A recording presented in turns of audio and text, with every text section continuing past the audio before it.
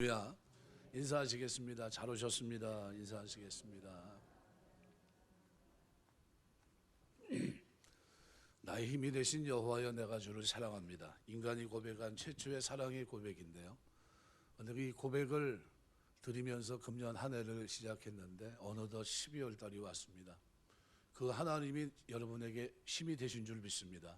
하나님이 여러분에게 어떻게 도우셨는지 이 한 해를 돌아보면서 하나님은 나에게 어떤 도움이 되셨나, 그 하나님의 은혜를 되새기는 것은 굉장히 의미가 있다고 생각이 됩니다. 시편 121편의 주제는 하나님의 도우심이라는 겁니다. 이 도우심을 간구하며 지키심을 받은 오늘 우리의 모습을 표현한 시가 오늘 본문의 내용입니다. 54개의 낱말로 이루어진 짧은 시지만 시간에서의 영원, 공간에서의 천지를 망라한 우주시로 오늘 본문은 우리가 한번 묵상해 봐야 될 중요한 시입니다. 우리가 예수를 믿으면서 보통 장례식에서 이 얘기를 하는데 저는 좀 자꾸 중복되는 것 같아서 얘기를 좀 안 했는데요. 구약에서 여호와라는 이름을 예흐예 이렇게 부릅니다. 예흐예. 들숨 날숨을 통해서 입이나 어떤 혀로, 입술이나 혀로 발음되는 게 아니라 코로 숨을 쉬어지는 이 이름이 에흐예 이런 거. 에흐예 발음도 잘 안 됩니다. 코로 이렇게 되는데, 구약에서 서기관들이 필사를 할 때요, 그때는 양피지에다 필사를 하고 이렇게 할 때는 여호와라는 이름이 나오면은 목욕제계를 하고요, 여호와라는 이름을 쓰는 붓이 따로 있었습니다. 이름을 부를 수 없었고요. 왜요? 망령되게 이름을 부를 수 없었으니까요. 그래서 나중에 가서는 하도 안 부르니까 이름이 야훼가 맞는지 여호와가 맞는지, 오늘 얘기한 대로 에흐헤라는 단어가 맞는지 잘 몰라요. 그 정도로 부르지 못했던 이름이 우리가 알고 있는 여호와라는 단어입니다. 이 단어는 출애굽기 3장 14절 말씀에 보면 모세와 관계돼서 나는 스스로 있는 자니라, I am who I am 이란 단어인데요, 히브리 말로는 에흐에, 아쉐르 에흐에라는 단어입니다. 그러니까 입술과 혀로 발음되는 이름이 아니라 코로 숨쉬는 그런 발음이 이 단어예요. 그럼 언제부터 코로 숨쉽니까? 많은 사람이 신성한 자음의 정확한 발음을 들이쉬고 내쉬는 숨소리를 그대로 신용한 것이라고 주장을 합니다. 그러니까 이 하나님의 이름은 들이쉬고 내쉬는 숨소리로 만든 이름이에요. 숨을 쉴 때마다 우리는 하나님의 이름을 부르는데, 사람이 태어나서 맨 먼저 한 일이 뭘까? 하나님의 이름을 부르는 겁니다. 왜요? 숨을 들이마시고 내쉬고 하면서 제일 먼저 바로 이 누구의 이름을 부릅니까? 에흐예라는 이름을 부르고요. 그리고 세상을 떠나는 마지막 순간 하는 일이 뭡니까? 바로 이 이름을 부르는 거예요. 에흐예라는 단어죠. 해와 비를 선인과 악인에게 주시는 자비로우신 하나님은 그 하나님의 이름을 모든 사람이 부를 수 있게 입술이 아닌 숨소리로 발음되게 하셨어요. 하나님 어떤 분이신가? 벌거벗은 지금, 리차드 로우라는 사람이 쓴 책에 나오는 내용입니다. 우리는 매 순간 하나님의 이름을 부릅니다. 숨이 멎는 순간까지, 요람에서 무덤까지 우리는 여호와 하나님의 이름을 부르다가 주님 앞에 가요. 그런데 놀라운 것은 그렇게 이름을 불렀는데 도움을 받은 사람이 있고, 그렇게 이름을 불렀는데도 도움을 받지 못하는 사람들이 있다는 거죠. 일본 근대화를 가능하게 했던 명치 유신의 주인공이 이노우에 가오루라는 사람인데요, 이 사람이 중요한 회의를 하고 일본 외무대신으로 경제 대국을 일구는 주축동 역할을 했던 사람인데, 귀가하다가 괴인, 어떻게 보면 난데없이 괴한들을 습격을 당해서 칼로 난도질을 당합니다. 그래서 죽었을 거라 하고 이제 괴인들은 갔죠. 그런데 이 형과 그 어머니가 그 데리고 와요. 그리고 이 사람을 살리려고 하는데 너무 고통스러워하니까 동생이 형한테 그럽니다. 나 너무 힘드니까 좀 나를 좀 죽여달라고. 그러니까 그 형이 울면서 이제 동생을 칼로 이제 치려고 하죠. 어머니가 몸을 뛰어들면서 받아들일 수 없다는 거예요. 가만 놔두라는 거. 내가 하겠다고. 그래서 어머니 때문에 치료가 시작이 돼서 결국은 살아납니다. 일본 근대화 공헌한 인물이 되는데요. 어머니의 포기하지 않는 이 끈질긴 사랑으로 이노우에가 위대한 인물이 됩니다. 우리를 사랑하시는 우리 주님도 우리를 포기하지 않습니다. 이전 것은 지나갔으니 보라 새 것이 되었도다. 만드셨어요. 그 하나님이 우리에 대한 관심이 있는데 관심을 오늘 본문에서는 뭐라고 표현하고 있냐 하면 도움으로 표현하고 있습니다. 그래서 시편 121편은 하나님의 도움이라는 것이 키워드입니다. 121편을 가만히 들여다보시면요, 이것은 우주적인 시입니다. 공간적인 개념이 굉장히 폭이 넓어요. 나의 도움이 천지를 지으신 여호와에게서로다. 하늘과 땅을 지으신 여호와. 이거 우주적인 하나님의 역사하심에 대한 멋있는 표현을 쓰고 있고요. 또 시간적인 개념에서는 영원적인 시입니다. 오늘 8절에 보면 너의 출입을 지금부터 영원까지 지키시리라. 하나님의 영원하신 존재에 대한 가장 명확한 표현이라고 생각이 됩니다. 이 2절과 8절 말씀을 비교해 보면 이 속에서 우리는 하나님의 은혜를 발견할 수 있습니다. 이 모든 것을 동원해서 하나님이 하신 일이 뭐냐는 거예요. 우주적인 창조주 하나님이 시간과 공간을 초월한 영원하신 그 하나님이 우리에게 하시는 일이 뭐냐는 거예요. 은혜로 나타내시면서 이 모든 것을 동원해서 하신 일이 뭐냐? 그것은 성도들을 지키는 일입니다. 5절, 7절, 8절에 보면 여호와는 너를 지키시는 자라. 여호와께서 환난을 면하게 너를 지키시고 내 영혼을 지키시고 너의 출입을 지금부터 영원까지 지키신다는 거예요. 그래서 시편 121편은 그래서 관심 있게 보시면요, 우주적인 시일 뿐만 아니라요, 영혼적인 시라고도 할 수 있고, 그리고 이 속에는 분명한 시인의 교훈이 담겨 있습니다. 신앙에서 바라봄의 대상을 이해시킨 교훈시입니다. 오늘 1절에 보면 산을 향해 눈을 들리라. 나의 도움이 어디서 올고, 산을 향해 눈을 든다는 것은 두 가지 개념이 있습니다. 하나는 일반적인 산을 바라보는 거죠. 산을 바라보며 도움을 구한다면 이것은 산신령을 섬기는 우상숭배입니다. 그런데 2절은 나의 도움이 천지를 지으신 여호와에게서로다 라고 분명히 말씀합니다. 그럼 이것은 우상숭배가 아니겠죠. 두 번째로 산을 향해 눈을 든다는 것은 하나님과 백성들이 신앙으로 연결된 시온산으로 보는 경우입니다. 이 경우 하나님과 백성이 만나 하나 되는 은혜를 받습니다. 어떻게 은혜를 받나요? 하나님은 도우시고 백성들은 보호받는 멘토링의 관계가 시작됩니다. 여기에 눈을 들어 산을 보았다고 하는 것은 하나님의 은혜를 사모하면서 하나님의 역사하심을 기대하는 백성들이 시온산을 향해서 하나님의 은혜를 온전히 바라보는 신앙 고백으로 이해할 수 있습니다.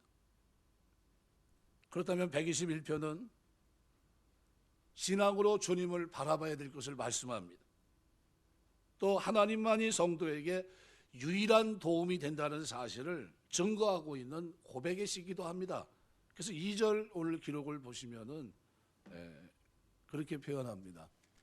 나의 도움이 천지를 지으신 여호와에게서로다. 천상 천하 유아독전 이런 말을 합니다. 세상 살아가는 동안 결코 자기 혼자 살아갈 수 없다는 거죠. 다시 말하자면 사람은 누군가의 도움을 받아 이 땅을 살아가는 존재라는 거죠. 하나님을 모르는 사람도 최소 부모의 도움을 받고요, 자라가는 중에는 스승의 도움을 받고요, 또 친구들의 도움을 받고 또는 좋은 이웃의 도움을 받습니다. 그렇게 살아가는입니다. 근데 문제는 사람의 도움은 한계점이 있다는 거예요. 마치 임계점처럼 호흡이 끊어지면 도울 수 없습니다. 그래서 그 도움의 한계가 기쁨으로 돕지도 못하고 계속해서 도울 수도 없고요, 만족할 만한 도움이 되지 못합니다. 그런데 오늘 하나님의 도움은 우주적입니다. 시간적인 개념을 초월한 그런 도움이에요. 창조주 하나님의 능력이시고요. 시간을 초월한 영원하신 하나님의 도움입니다. 만족할 만한 도움을 주시고요. 그래서 시인은 23편에서 그렇게 말해요. 여호와가 나의 목자시니 내게 부족함이 없다. 만족한다는 거예요. 계속해서 도우십니다. 도움이 중단되지 않습니다. 어떤 일이 있어도 지키겠다는 말을 6번이나 반복합니다. 기쁨으로 도우십니다. 모두에게 기쁨이 되도록 도우세요. 예수님의 이름으로 기도할 때 기쁨을 누립니다. 너희가 지금까지 구하지 아니했으나 구하라. 그럼 너희 기쁨이 충만하리라. 한 그대로 여태까지 몰랐던 기쁨을 누리며 살 수 있도록 우리 하나님은 기도를 들으시며 도우십니다. 하나님은 졸지도 않고 주무시지도 않고 도우십니다. 낮에 해가 상하지 않도록 밤의 달이 해치지 못하도록 도우십니다. 나가며 들어오며 언제나 지금부터 영원까지 지키시며 도우십니다. 이 사역을 감당하시는 분이 보혜사 성령이세요. 곁에서 도와주시는 분. 이름 자체가 뭐예요? 우리 안에 내주하시면서 우리와 함께 하시면서 이 길을 걷는 동안 우리 하나님은 우리를 도우시는 분입니다. 우리가 읽은 이 시편 121편은 120편서부터 134편까지 성전 순례시입니다. 특별히 본문은 압살롬의 반란으로 위기 속에 처하게 됐던 다윗이 경험하고 있는 겁니다. 순례길에 오른 외로운 영혼이 하나님의 보호에 대한, 하나님의 도우심에 대한 굳은 믿음을 표현한 노래가 오늘 시입니다. 하나님은 아브라함, 이삭, 야곱을 도우셨습니다. 시편 118편 7절 말씀에 보면 이렇게 표현해요. 여호와께서 내 편이 되사 나를 돕는 자들 중에 계시니 그러므로 나를 미워하는 자들에게 보응하시는 것을 내가 보리로다. 구체적입니다. 하나님이 나를 도왔기 때문에 나를 미워하는 자들로부터 내가 어떻게 해요? 그들을 미워하고 보응하시는 것을 내가 보게 된다는 게, 하나님이 저와 여러분을 돕고 계십니다. 여호와 하나님은 도우시는 분이에요. 여기 나의 도움 1절에 보면 표현합니다. 내가 산을 향해 눈을 늘리라. 나의 도움이 어디서 올까? 2절은 나의 도움은 천지를 지으신 여호와에게서로다. 에즈리라는 도움이라는 이 단어는요, 2절의 첫 번째 단어가 이 단어입니다. 에즈리. 원형이 에제르란 단어인데 구조 원조입니다. 전쟁 중에 어려움에 처한 아군에게 군사와 물자를 보내 돕는 것을 가리킬 때 썼던 단어가 이 단어예요. 우리 인생길 걸어가는 동안, 순례길 걸어가는 동안 하나님은 우리를 도우십니다. 시인은 자신을 도우시는 주체가 바로 여호와라고 말합니다. 그분은 천지를 지으신 우주적인 분이시고요. 그분은 시공을 초월해서 우리를 도우십니다. 여호와라고 하는 이 이름을 통해서 당신의 백성을 보호하시고 인도하시며 구원하시는 언약의 신실한 하나님의 면모를 강조하고 있는 이 명칭을 오늘 시인이 쓰고 있는 겁니다. 시인은 자신의 도움이 되시는 여호와께서 바로 능력의 하나님, 천지를 창조하신 전능하신 능력을 지니신 분이라는 사실을 말하면서 그의 백성이 당하는 모든 어려움에서 능히 건져낼 수 있는 분이라는 것을 강조합니다. 따라서 성도는 위기의 순간에 하나님을 바라봐야 돼요. 오늘 본문 1절은 이렇게 말합니다. 내가 산을 향해 눈을 들리라. 우리가 시온산을 향해 눈을 들었듯이 우리 주님을 향해 눈을 들게 되시길 주의 이름으로 축원합니다. 주를 향해 눈을 들어야 돼요. 시편 146편 3절 4절 보면 방백들을 의지하지 말며, 그죠? 귀인들을 의지하지 말며 도울 힘이 없는 인생도 의지하지 말지니 그의 호흡이 끊어지면 흙으로 돌아가서 그날에 그의 생각이 소멸되리로다. 하나님은 도움이 필요한 우리에게 언제나 변함없는 산입니다. 고대에서는 산마다 신이 있다고 생각했습니다. 산은 영원 불변의 상징으로 그들은 생각했고요. 산을 향해 눈을 든다는 이 시인의 의지는 영원 불변하신 하나님께만 소망과 희망을 걸겠다, 그런 의미입니다. 시온산을 향해 눈을 들어요. 그리고 나는 주님만 바라보겠다는 거예요. 그 하나님 어떤 분입니까? 히브리 13장 8절에 보면 어제나 오늘이나 동일하신 영원하신 분이고요. 야고보서 1장 17절 말씀대로 회전하는 그림자도 없으신 변함없는 분입니다. 산과 같이 변함없는 하나님이 나의 도움이에요. 그분이 우리를 돕기로 결정하셨어요. 그래서 독생자를 이 땅에 보내셨고요. 우리의 죄를 없이 하시고 하나님의 자녀 삼으셨고요. 믿음을 선물로 주셨습니다. 그 하나님이 도우시는데 어떻게 도우십니까? 성령을 선물로 주시고요. 내주하게 하시고 말씀을 들을 때 깨닫게 하시고 또 기도할 때 응답하시면서 도우세요. 여러분 예수의 이름으로 구하게 되시길 주의 이름으로 축원합니다. 우리 교회 이제 지지난 추수감사절 때 세례가 한 25명 정도 세례를 받았는데 그 중에는 처음 예수를 이제 믿게 돼서 나이가 거의 한 50 넘어 60이 되셔가지고 오신 분들도 있고 그렇게 되는데요. 그 중에 한 분이 제가 이제 얘기도 안 하고 들은 얘기를 제가 합니다. 한경음 성도님이 이제 남편하고 두 분 다 처음 예수를 믿고 세례를 받았어요. 받았는데 남편이 뭘 잊어먹었나 봐요. 그래가지고 구박을 받으니까 구박 받으면 안 되겠다 싶어가지고 이게 어디 있나. 그래서 자기가 처음으로 예수님 이름으로 기도했다는 거예요. 꿈에 그게 어디 떨어졌는지 그게 꿈으로 이제 본 겁니다. 그래서 가서 진짜 있나 봤더니 있더라는 거예요. 뭘 경험하지? 지금까지 여태까지는 뭐예요? 도우시는 하나님을 경험하지 못했는데 예수님의 이름으로 기도했더니 기쁨이 충만한 걸 경험하게 된 겁니다. 예수 이름 믿으면요 도우시는 하나님께 구하게 되시길 주의 이름으로 축원합니다. 이 신앙생활이 그래야 발전해야 어떻게 성장합니까? 그분 살아계신 분이구나.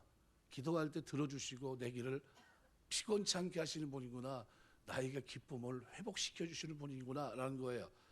너희가 지금까지 구하지 아니하였으나 구하라. 이제부터 돕겠다는 거예요. 내 이름으로 구하면 그러면 너희 기쁨이 충만하리라. 내가 너희에게 줄 것은 구한 것을 이루어줌으로 누리게 될 기쁨이라는 거예요. 기쁨. 여러분 예수님 이름으로 기도하시길 주 이름으로 축원합니다. 여러분 교회 오시면요. 우리 주님은 나에게 어떤 분이에요? 나를 돕는 분이에요. 한번 따라 우리 주님은 나를 돕는 분이다. 나를 도우는데 언제까지 도우시냐면요. 그 능력을 가지고 영원히 도우십니다. 천지를 창조하신 능력으로 우주적인 능력을 가지신 그분이 나를 만드신 그분이 그렇게 하시겠다는 거예요. 얼마나 감사합니까? 그걸 경험해야 돼요. 체험해야 되고 신앙은 체험이 없으면 안 돼요. 남의 얘기 들을 거 하나도 없고요. 예수님 이름으로 기도하면서 여러분에게 하나님 도우시는 은혜를 경험하게 되시길 주의 이름으로 축원합니다. 다윗이 경험한 게 뭡니까? 하나님의 돕는 손길을 그가 경험합니다. 시편 34편은 제가 너무 좋아해요. 이방 땅에 떨어져 가지고 방법이 없는 그런 상황에서 왕 앞에 나아가는데 측근들은 뭐야? 이참에 죽이자고 하고 있고 눈초를 보니까 나가면 그냥 꼼짝없이 죽게 생겼는데 그때 뭐 합니까? 하나님 앞에 기도하잖아요. 하나님 어떻게 해야 됩니까? 내가 오지 말아야 할 곳에 왔고 저에겐 방법이 없습니다. 그리고 하나님 앞에 기도하는데 하나님 어떤 지혜를 주세요? 미친 채 하는 지혜를 주십니다. 갑자기 연기를 합니다. 침을 질질 흐르면서 그리고 미친 채 하는데 그게 받아들여져요. 왕이 미친놈이 부족해서 내 앞에 미친놈 데려왔냐? 저 끌어내라. 나갑니다. 그 장면을 묘사한 것이 시편 34편이에요. 너희는 여호와의 선하심을 이거 첨섭나무 이렇게 나옵니다. 주의 사자가 진을 치고 나를 건지시는도다. 너희는 여호와의 선하심을 맛보할지어다. 그에게 피하는 자는 복이 있도다. 너희 성도들아 여호와를 경외하라. 그를 경외하는 자에게는 부족함이 없도다. 젊은 사자는 궁핍하여 줄일지라도 여호와를 찾는 자는 모든 좋은 곳에 부족함이 없으리로다. 도우시는 하나님을 경험한 겁니다. 그리고 뭐예요? 너희 성도들아 여호와를 경외하라 이렇게 얘기해요. 그 하나님은 돕는 분이라는 거예요. 돕는 분. 그리고 그를 경외하라는 거예요.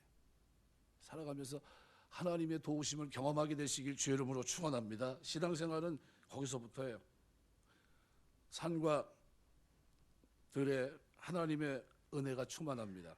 천지를 창조하신 하나님의 창조에 놀라운 섭리가 담겨 있습니다. 왜요? 그분이 만드셨으니까. 저는 고장 내트리는 건 잘하는데 고치는 거는 아주 제로입니다. 뭐 어렸을 때 그 올라가서 뭐 전구 돌리다가 감전 한번 되고 난 다음서부터는 절대로 형광등 가는 것도 안 올라갑니다. 다른 사람 시켜요. 저희 집 사람이 다 해요. 형광등 가는 거나 뭐 전구 가는 거나 뭐 전기기 왔다 갔다 하는 거하고 저하고는 남입니다. 예, 그런데 그렇게 살아옵니다. TV 고장 나는 건 빨리 가서 수리하면 됩니다. 예, 수리할 사람들이 많아요. 비행기가 고장 나면 어떻게 될까요? 이거는 전문 교육을 받지 않고서는요 절대로 수리가 불가능합니다. 왜요? 부품이 한두 개가 아니에요. 수백만 개입니다. 그 일머리 없는 사람은요 그 순서대로 하라고 하지도 못합니다. 사람은요 만드신 분만 고칠 수 있어요. 창조주 하나님, 그분이 돕겠다는 거예요. 나를 창조하신 하나님, 나를 구속하신 그 하나님이, 나를 죄값을 치르시고 나를 사신 하나님이 내가 너를 돕겠다. 이게 성경의 약속이에요. 언제 도우십니까? 기도할 때. 그러니까 제트 엔진 같은 것 이걸 어떻게 고칩니까? 능력도 없고. 그 엔진을 어떻게 출력을 더 세게 할 수 있습니까? 마하로 넘어가고 어떻게 합니까? 방법이 없거든요. 근데 그걸 만든 사람은 가이드가 돼요. 이렇게 해서 만들면 된다. 이렇게 하면 고치면 된다는 거죠. 하나님의 형상대로 지음 받았습니다. 태어날 때부터 그죠? 우리의 혀나 말로써 여호와 고백을 하는 게 아니라요. 들숨과 날숨 자체가 여호와 이름을 고백하며 살아갈 수 있는 인생으로 하나님이 창조를 그렇게 하셨어요. 장례식에 가서 하고 싶은 말이 사실은 이 말이었습니다. 우리는 예수를 믿든지 안 믿든지 들숨과 날숨으로 이미 에흐헤라는 이 단어를 콧소리로 숨을 들이고 마시면서 내뱉으면서 고백하면서 태어나고 무덤에 갈 때까지 하나님의 이름을 하루에도 수천 번 그저 숨을 쉬면서 고백하다가 주님 앞에 가는 사람들입니다. 이게 우리가 할 말이거든요. 근데 그 하나님이 우리를 기억하시고 아시고요. 개개인 티끌과 같은 나를 아시나이까 한 아브라함의 고백대로요. 우리를 하나님이 기억하시면서 그리고 돕기 시작하십니다. 조그만 것에서부터 큰 것까지. 시편 28편 7절 보면 여호와는 나의 힘과 나의 방패이시니 내 마음이 그를 의지하여 뭘 얻었다고요? 그를 의지하여 도움을 얻었도다. 살아가면서 하나님 의지하시면서 도움을 얻게 되시길 주의 이름으로 축원합니다. 어떻게 해야 돼요? 예수님 이름으로 기도하셔야 돼요. 새벽 기도도 나오시고요. 철야도 나오세요. 내 평생에 한 번도 해보지 않은 건 내가 예수님 이름으로 기도도 안 해봤다면 작정 기도도 한번 해보세요. 하나님 앞에 나와서 하나님 진짜 살아계신 겁니까? 질문도 한번 해보시고요. 그럼 제가 이렇게 소소한 것 이렇게 얘기하는 것도 우리 하나님은 들으십니까? 하면서 기도하세요. 읊조리듯이. 거창하게 멋있게 할 거 없습니다. 있는 그대로 내 마음속을 표현하면 돼요. 그게 기도입니다. 시인은 그렇게 말해요. 내 마음이 저를 의지하여 도움을 얻었도다. 그러므로 내 마음이 크게 기뻐하며 내 노래로 저를 찬송하리로다. 내 노래로 저를 찬송할 수밖에 없다는 겁니다. 왜요? 도우시는 하나님이 나에게 힘과 방패가 되시고 도우시는 하나님이 나로 하여금 기쁨을 주시고 내 마음이 그로 인하여 찬송이 절로 터져 나온다는 거예요. 시편 42편은 시편의 둘째 단의 시작인데요. 5절과 11절에 보면 이렇게 표현합니다. 내 영혼아 내가 어찌해 낙심하며 어찌해 내 속에 불안해하는가. 너는 하나님께 소망을 두라. 그가 나타나 뭐 한다고요? 도우심으로. 따라서 그가 나타나 도우심으로 내가 여전히 찬송하리로다. 하나님 여러분 도우실 줄 믿습니다. 금년 한 해 하나님 여러분 어떻게 많이 도우셨나요? 하나님 변함없이 회전한 그림자도 없이 일정하게 그 사랑으로 변함없는 자비와 긍휼로 인자하심을 은혜로 도우셨는데 근데 나는 어떻게 해요? 하나님의 도움을 청하지 않아요. SOS를 자꾸 치면서 무전을 치면서 하나님 저는 주의 도움이 아니고서 살 수 없는 인생입니다. 광야 같은 인생을 지금 제가 걸어갑니다. 이 순례자의 길에 하나님의 인도가 아니면 안 됩니다. 하나님이 나를 지켜주셔야 되고 하나님이 나와 함께 하셔야 됩니다. 고백하면서 자꾸 기도를 드려야 되는데 그걸 그런 고백을, 도우심을 자꾸 고백을 못하니까 내 삶에 뭐가 자꾸 생겨요? 낙심. 누가복음 18장 항상 기도하고 낭망치 말아야 될 것을 비유로 말씀하신 대로 낙심이 생겨요. 예수 믿는 사람들이 낙심은 불신, 하나님을 믿지 못하는 거예요. 어떻게 도우십니까? 3절 4절은 절지도 않고 실족치 않게 하시며 절지도 아니하시고 주무시도 아니하신다. 순례자를 우리가 인생길을 걸어가는 동안 광야 같은 길을 지나갈 때 하나님의 보호, 그죠? 보호에 대한 확신이 선언된 부분입니다.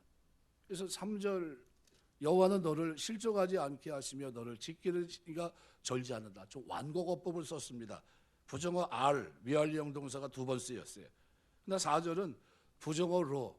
이거 히브리어에서 부정어는요, 로는 절대 부정입니다. 영구 부정.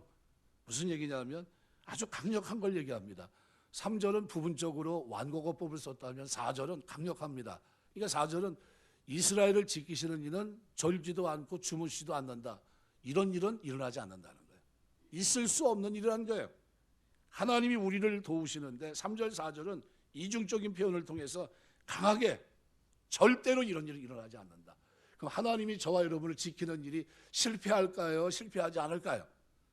실패하지 않습니다. 완벽하게 도우시겠다는 거예요. 어떻게 해요? 지키심으로. 저와 여러분의 영혼을 지키십니다. 그래서 5절에서는 여호와는 너를 지키시는 이시라, 여호와께서 내 오른쪽에 내 그늘이 되시나니, 무슨 얘기입니까? 그림자처럼 함께 하시겠다는 겁니다. 낮에 해가 너를 상하게 하지 않고 밤의 달도 너를 해치지 못한다. 고대 근동의 신들과 비교할 때 강한 대조를 형성하기 위해서 아주 이런 부분을 설명하고 있는데요. 열왕기상 18장에 보면 엘리야가 바알과 아세라를 섬기는 선지자들과 대결하는 장면이 나옵니다. 불로 응답하는 신이 참신이다. 바알로부터 불을 내리라고 제안합니다. 엘리야는 그리고 그들을 조롱해요. 열왕기상 18장 27절에 보면 정오에 이르러는 엘리야가 그들을 조롱해 이르되 큰 소리로 부르라. 그는 신인즉 묵상하고 있는지, 혹은 잠시 나갔는지, 혹은 그가 길을 행하는지, 혹은 잠이 들어 깨워야 할 것인지, 그러면서 조롱합니다. 그랬더니 화가 나니까 바알과 아세라 선지자들이 어떻게 해요? 큰 소리로 부르며 피를 흐르기까지 칼과 창으로 몸을 상하게 하면서 자신의 신을 깨우려고 막 소리칩니다. 일어났어요? 못 일어났어요? 없는데 어떻게 일어납니까? 그런데 엘리야는 어떻게 해요? 햇빛이 다 지고 난 저녁 때쯤 돼서 고랑에다 물을 갖다 부으라. 절대 태울 수 없잖아요. 장작에다가 물을 부으면 불에 탑니까?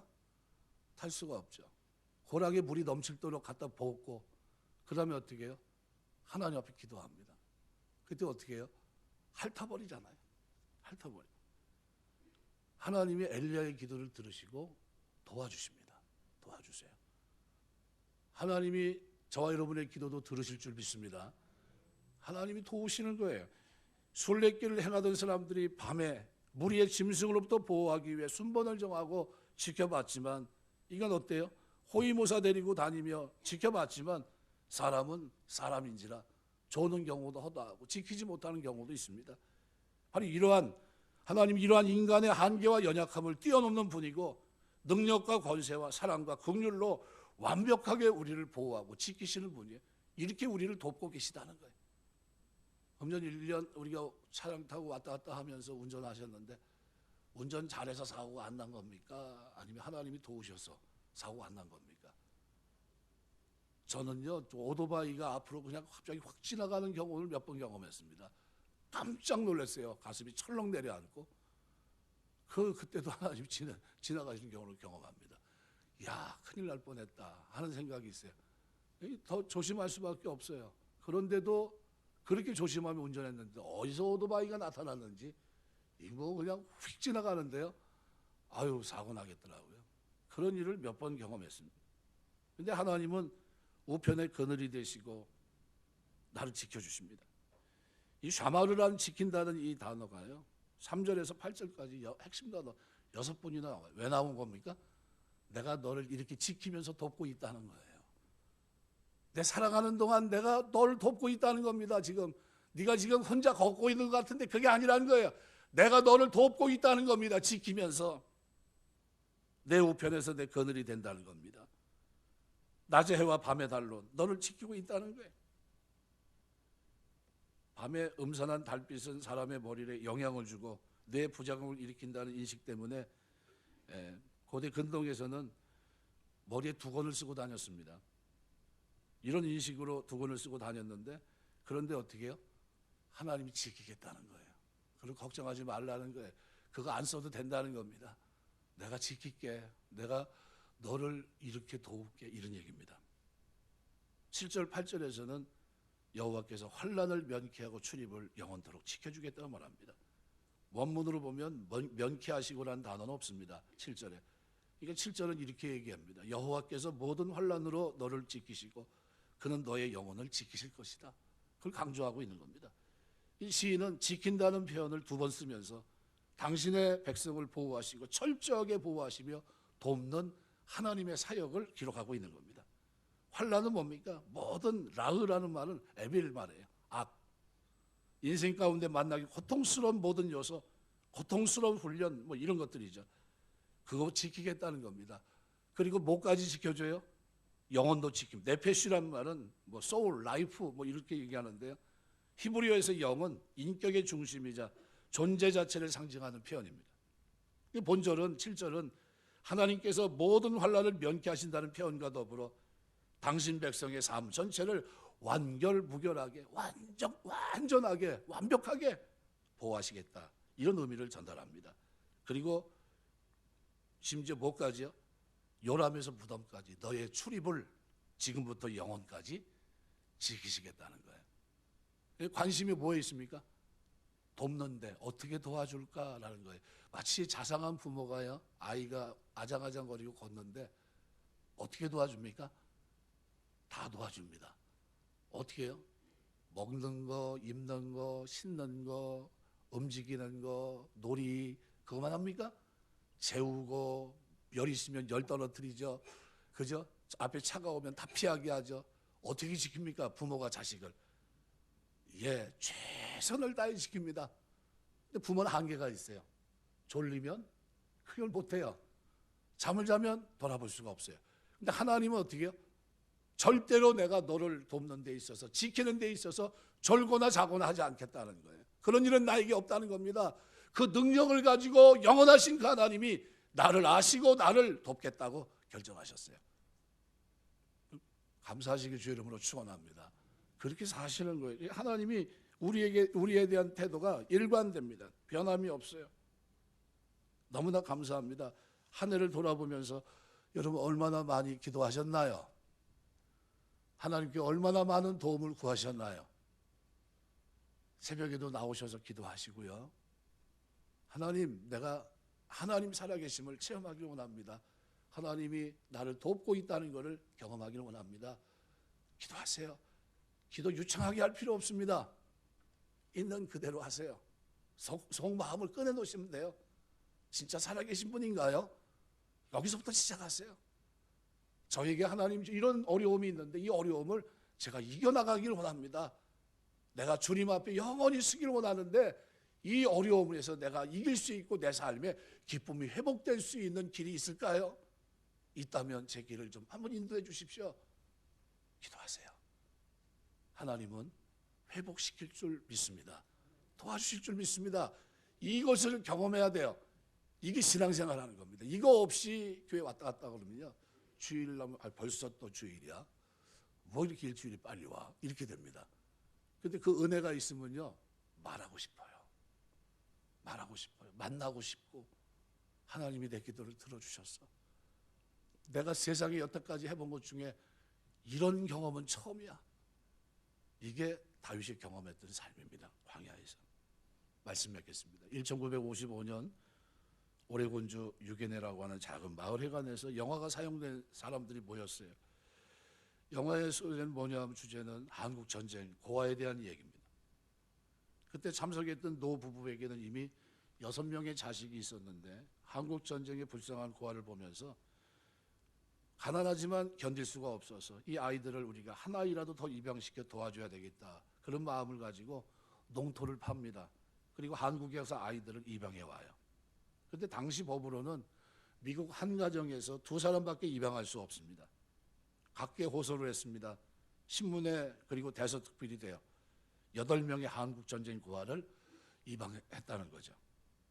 가난한 농부가 자기 자신이 6명인데 8명의 한국전쟁 고아를 입양하는 것은 말 그대로 법을 어기는 힘든 일이었어요. 그런데 마침내 아이를 입양했고요. 길렀습니다. 이것이 계기가 돼서 이분이 사는 동안 1만 6천 명의 한국 고아를 입양시킵니다. 해리 홀트 씨 부부예요. 그분은 갔지만 우리가 기억하는 것은 홀트 아동 복지회라는 겁니다. 이 일은 지금도 ING예요. 진행되고 있습니다. 인간의 도움이 이 정도라면 하나님의 도움은 어떨까요? 내 영혼을 돕겠다고 하신 하나님은 어떻게 도우실까요? 완벽하게 도울 줄 믿습니다. 그 하나님은 인간도 이 정도라고 한다면 그 전능한 능력을 가지고 졸지도 주무시도 않으시고 지키겠다고 강하게 말씀하시고 절대로 조는 일이 없을 거야. 자는 일이 없을 거야. 내 영혼을 내가 지킬 거야. 환난에서 너를 건질 거야 하시면서 말씀하신 하나님, 너의 출입을 영원토록 내가 지킬게 말씀하신 하나님이 어떻게 도우시겠습니까? 최선을 다해서 능력을 다해서 기도할 때마다 도우실 줄 믿습니다. 그 도움을 가지고 금년에 살아가면서 하나님의 능력을, 은혜를 경험한 기록이 있냐는 거예요. 없다면 만드시길 바랍니다. 예수님 앞에 나오면요, 우리 하나님은 모두가 싹 전환됩니다. 돌아온 탕자를 복 주시기 원해서 어떻게 해요?